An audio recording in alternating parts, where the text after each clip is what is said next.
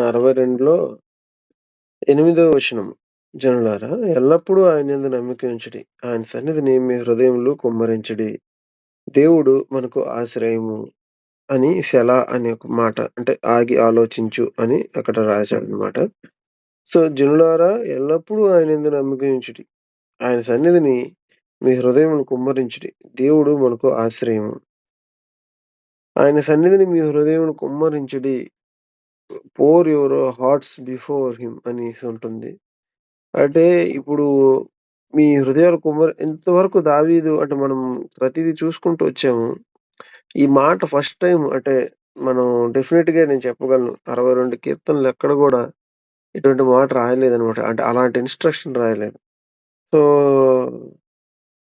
ఆహ్, అందుకే ఇది అంటే ఫస్ట్ టైమ్ ఇక్కడ రాయబడినట్లు చూస్తాము.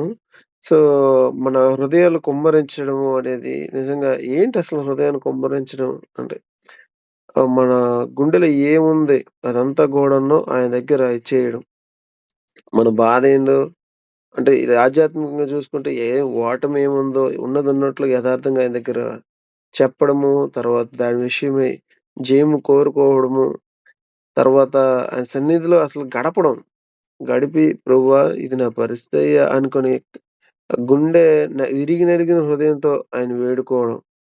సో, మరి ఎందుకు మరి ఆ స్థితిలో ఉన్నోడి పరిస్థితేంటంటే, మరి ఈ పరిస్థితిలో గూడా దేవుడు నన్ను ఆదరిస్తాడా, బలపరుస్తాడా అనేటటువంటి ఆలోచనొస్తది. అందుకని ముందే చెప్తున్నాడు. జనులారా, దేవుని యందు నమ్మిక ఉంచండి. Trust him. ఆయన యందు నమ్మిక ఉంచండి. సో, అప్పుడు తర్వాత ముందు అది మనకు కావాల్సిన బేస్ లైన్ అది. ఆయన నమ్మకం ఉంచడం అంటే ఏంటంటే, ఆయన మనల్ని ఆదరిస్తాడు. అందుకని మూడో మాటగా ఏముందంటే, ఆయన మనకు ఆశ్రయము. దేవుడు మనకు ఆశ్రయము. మనకి అతను ఒక హౌస్ లాగనమాట. ఆయన ఎప్పుడు గూడా మనల్ని తీసుకునేటటువంటి, అంటే మనల్ని కాదనక మనల్ని అంగీకరించి యాక్సెప్ట్ చేసేటటువంటి దేవుడు. సో, ఆయన మనకు ఆశ్రయమని మీరు నమ్మండి. నమ్మి మీ హృదయాలు కుమ్మరించండి. దేవుడు మనం నిజంగా రోజు ధ్యానించుకొని వస్తున్నాము. అలాగే మన జీవితాల్లో చూస్తున్నాము. అంటే మనం ఎన్నో విషయాల్లో మనం పడిపోతూ, లేస్తూ ఆయన్ని దుఃఖపరుస్తూ ఇలా మనము అంటే అలా అప్ అండ్ డౌన్స్ ఉన్నప్పుడు గూడా దేవుడు మనల్ని విడువక ఆయన ప్రేమిస్తున్నాడు. మనల్ని మనకు ఆశ్రయంగా ఉన్నాడు సింపుల్‌గా. త్రూ యేసు క్రీస్తు ద్వారా త్రూ జీసస్ క్రైస్ట్ మనకేమయ్యామంటే మనం ఒక కుటుంబం అయ్యింది దేవునితో. సో, ఈ కుటుంబం ఏంటంటే ఇంతకుముందు కుటుంబం కాదు.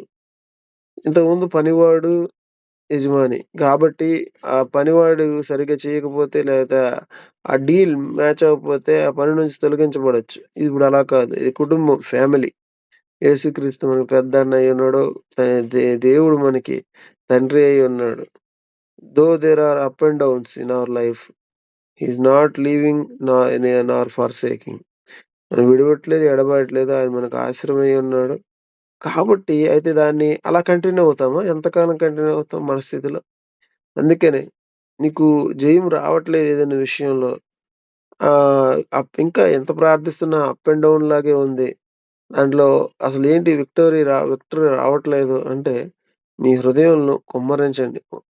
ప్రభు సన్నిధిలో కుమ్మరించడం అంటే సింపుల్‌గా ఒక కొబ్బరికాయని పగలగొట్టడం ఎలాగో అలాగా. ఆ గుండెని ఆయన సన్నిధిలో పగలగొట్టాలి. దాంట్లో ఉన్నదంతా క క క ఏమంటారు?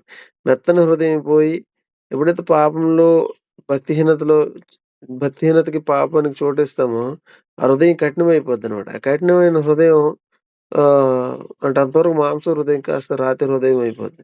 దాన్ని పగలగొట్టాలనమాట. ఆ గుండె పగిలితే అది అప్పుడు ఫ్రీ అయిపోద్ది. అదే చెప్తున్నాను. మీ హృదయం అందులో ఉన్నదంతా గూడండి చెడుగు ఇదంతా గూడా కుమ్మరించేయాలి. ప్రభువా నాకు సహాయం చేయండి. అప్పుడు దేవుడు తిరిగి ఆ హృదయాన్ని నిర్మిస్తాడు. సో, దేవుడు ఈ మాటలు దీవించును గాక. ఆమేన్. Thank you. రాము, ఆమేన్. నువ్వు షేర్ చేసుకోవచ్చు.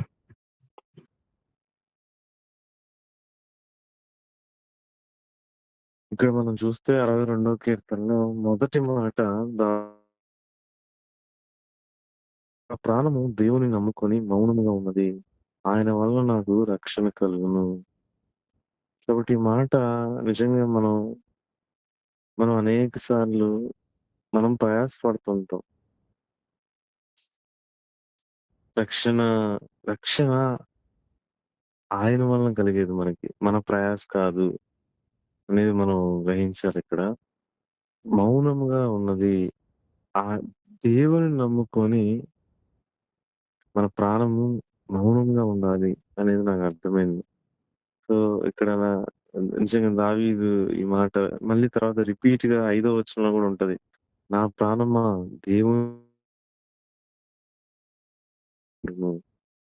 ఆయన వలనే నాకు నిరీక్షణ కలుగుచున్నది. ఇక్కడ మొదటి వచనంలో నాకు రక్షణ కలుగుచున్నది. ఇక్కడ 5వ వచనంలో కింద నాకు నిరీక్షణ కలుగుచున్నది. కాబట్టి మనం మన ప్రాణము ఆయనను చూస్తూ మనం మౌనంగా ఉండాలి. మనం ప్రయాసపడి మన శత్రువులతో మనం కాదు పోరాడేది. దేవుడే మన పక్షాన యుద్ధం చేస్తానని ఆయన మనకు చెప్పున్నాడు గాబట్టి, అది ఎవరైనప్పటికీ ఈవెన్ మనం ఈ భూమి మీద కొన్నిసార్లు మనుషులు మనల్ని వాదించొచ్చు, మనల్ని హేళన చేయొచ్చు, మనల్ని తక్కువ చేసి మాట్లాడొచ్చు. అయితే మనల్ని మనం రుజువు చేసుకోవడానికి మనం అక్కడ ప్రయత్నించకూడదు అనేది నాకు అర్థమవుతుంది. సో, దావీదు గూడా నా ప్రాణం మౌనంగా ఉన్నది. సో, మనం ఏదో చెప్పి ఏదో చేయడం గాదు. లార్డ్ నిజంగానే నీ వైపు చూస్తున్నా. అందుకే ఇక్కడ దావీదు ప్రజలకి ఇన్‌స్ట్రక్ట్ చేస్తున్నాడు. తను అనుభవిస్తూ ఈ మాట చెప్తున్నాడు. మీరు మీ హృదయాల్ని కుమ్మరించండి. ఆయన సన్నిధిలో మనం కుమ్మరించాల్సింది ఏ మనిషి ముందు కాదు. మనం ఓపెన్ చేయాల్సింది మన హృదయాలు మనిషి ముందు కాదు. మనం మనిషి ముందు మనం ఎలా ఉండాలంటే మనం మౌనంగా. కాబట్టి మనం కుమ్మరించాల్సింది దేవుని ఎదుటే మన హృదయాన్ని. తర్వాత మనం చూస్తే ఇక్కడ భక్తిహీనులు ఎలాంటి ఆలోచన కలిగి ఉంటారంటే, వారు తమ నోటితో శుభవచనం పలుకుచు అంతరంగంలో దూషించుదురు. కాబట్టి ఈ మాట నన్ను గూడా మనం ఒకరి విషయంలో మనం ద్వేషాన్ని పెట్టుకున్నప్పుడు, ఒకరు మనతో సరిగ్గా ఒకరి విషయం మన హృదయం గూడా ఎలా ఉంటదంటే, తమ నోటితో శుభవచనం ప్రైజ్ ద లార్డ్ కానీ అంతరంగంలో దూషించుదురు. కానీ మన అంతరంగంలో ఆ సహోదరుడి గురించి కానీ, మన అంతరంగంలో మనం గూడా వారిని దూషించే స్థితిలో ఉంటాం. ఇది నా హృదయంలో నేను ఈ మాట నాకు చదివినప్పుడు లార్డ్ నిజంగానే సేమ్ ఫ్లెష్ భక్తిహీనులు భక్తి భక్తిపరుడికి ఒకే శరీరం.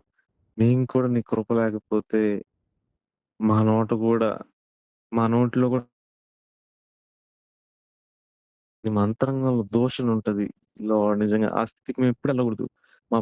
మా అంతరంగము, మా బాహ్య జీవితం 2 ఒకే కొలత. ఇక్కడ 10 సెంటీమీటర్స్ భక్తి ఉంటే పైన గూడా అదే భక్తి కనిపించాలి. బయటికేమో మనం 100 సెంటీమీటర్ల భక్తిని చూపించి మన అంతరంగం లోపలేమో ఎక్కడో ఆ భక్తి ఎంతో చిన్నదిగా ఉంటది. అది వేషధారణ లార్డ్ నిజంగా. ఆ స్థితికి ఎప్పటికి మనం వెళ్ళకూడదు. ఒకవేళ మనం అలాంటి స్థితిలో ఉన్నా, మన హృదయం మనం గ్రహించి వెంటనే ఆయన సన్నిధిలో కుమ్మరించాలి. ప్రభువా! నా స్థితి ఇది. నా అంతరంగంలో ప్రేమించలేకపోతున్నా. నా పైకి భక్తిగా నేను ప్రైజ్ ద లార్డ్ అని చెప్తున్నా. కానీ నా ఆ సహోదరుడి విషయంలో ఇ ఎంతో నా హృదయంలో ఎంతో చిన్న హృదయం ఉంది ప్రేమించడానికి. అని మనం కుమ్మరించాలి ఆయన సన్నిధిలో. మనం ఏమై ఉన్నాం అనేది ఒప్పుకున్నప్పుడు మనకు నిరీక్షణ ఉంది. దేవుడు మనకు ఆశ్రయంగా ఉంటాడు. మనం యథార్థంగా మన హృదయాన్ని కుమ్మరించినప్పుడు అనేది నాకు అర్థమైంది. తర్వాత ఇక్కడ చూస్తే దావీదు అంటున్న మాట 7వ వచనంలో నా రక్షణకు, నా మహిమకు దేవుడే ఆధారము. కాబట్టి మన రక్షణకు ఈ దినం ఏంటంటే క్రీస్తే. క్రీస్తు జీవితమే. మనం ఆయన్ని పోలి నడుచుకుంటున్నప్పుడు అదే మహిమ మనకి. క్రీస్తు వలె ఒక పాపి క్రీస్తును పోలి నడుచుకున్నప్పుడు మహిమ తన అది వండర్‌ఫుల్ గ్లోరీ అది. ఆ శరీరానికి, ఆ యొక్క జీవితానికి. ఆ మహిమేంటంటే మనం క్రీస్తుని పోలి నడుచుకోవడం. అయితే దానికి ఆధారము దేవుడే. నిజంగా మనం మన ఆధారం ఏంటంటే సోర్స్ ఏంటంటే దేవుడే. ఇంకేది కాదు. ఇంకేది కూడా మనం ఈ భూమిలో ఇంక దేన్ని కూడా మనం తీసుకున్నా మనం అది అది వర్ది కాదు. ఈ దేవుడొక్కడే. ఆయనొక్కడే మన మహిమకు, మన రక్షణకు ఆయనే ఆధారం. తర్వాత నన్ను ఇంకొక మాట ఇక్కడ మనం చూస్తే 10వ వచనంలో బలాత్కారమందు నమ్మక ఉంచకుడి. దోచుకొనుట చేత గర్వపడకుడి. ధనము హెచ్చినను దాన్ని కాబట్టి మన నమ్మకం మనమేదో బలాత్కారమందు మనమేదో దోచుకునే వారి వల్లే మనం ఇవి కా ఇది భక్తిహీనులు అలా ఉంటారంట. వారు ఒకరిని హింసించటాన్ని బట్టి, లేదా ఒకరి దగ్గర దోచుకోవడాన్ని బట్టి, లేదా వారికి కలిగిన ధనాన్ని బట్టి వారు వాటి యందు లక్ష్యం ఉంచుతారంట. అయితే 12లో మనం చూస్తే దేవుడంటున్నాడు, దేవుడు బలము తనదని ఒక మారు దేవుడు కూడా ఆ మాట నాకు వినబడెను. ఇక్కడ మనం అంటాం మనం ఈ ఈ లోకంలో ఉన్న వాటిని బట్టి కాదు మనం నమ్మిక ఉంచాల్సింది, గర్వపడాల్సింది, లక్ష్యం ఉంచాల్సింది. దేవుడు అంటున్నాడు, బలము నాది. రెండోసారి కూడా దేవుడు ఆ మాట అన్నాడు. దేవుడే ఆ బలము. కాబట్టి ఈ మాట మనం చాలా సార్లు మనకు ధనం హెచ్చినప్పుడు దాన్ని లక్ష్యపెట్టడానికి మనం ప్రయత్నిస్తాం. మన ఫ్లెష్ ఇది. మన మన ఈ శరీరం ఏం కోరుకుంటదంటే, ఈ లోకంలో ఒక ఒక వేరే వాటిని మనం ఆనుకోవడానికి మనం ప్రయత్నిస్తాం. వేరొక దాని మీద. అయితే దేవుడు అంటున్నాడు, అవి ఏవి కాదు బలం నాది అంటున్నాడు దేవుడు. కాబట్టి ధనం హెచ్చినను దాన్ని లక్ష్య పెట్టకుడి. ఒకరి కలిమి విస్తరించుట అనేది అది ఆత్మీయతకు గుర్తు. అది జీవమునకు గుర్తు కాదది. ఒక బీదవాడు మనం చూస్తాం. ఆ బీదవాడు పరలోకంలో దావీదు రొమ్మున ఆనుకోని ఉంటాడు. సో, మనం అంటే ఇక్కడ ధనం దాన్ని లక్ష్య పెట్టకూడదు అని నేనంటున్నాను. సో, ధనము హెచ్చినను దాన్ని లక్ష్య పెట్టకూడదు. దేవుడు మనల్ని బ్లెస్ చేస్తాడు. ఒక ధనవంతుడే అబ్రహాం. కానీ అబ్రహాం యొక్క యాటిట్యూడ్ ఎలా ఉందంటే తన గుడారంలో నివసించడం అని ఉంటది. తన్ తన్ తన ధనం తనది కాని వాడిగా ఉన్నాడు అబ్రహాం. సో, మనం అందుకే ఇక్కడ మనం దేనిని నమ్ముకుంటున్నాం అనేది కూడా మనకు అది దావీదు క్లియర్‌గా నేను ఆయన్ని నమ్ముకొని ఉంటున్నాను అంటున్నాడు. దేవుడిని నమ్ముకుంటున్నాను అంటున్నాడు. కాబట్టి ఇక్కడ ఈ మాటలన్నీ నన్ను ఛాలెంజ్ చేశాయి. అది ఓకే.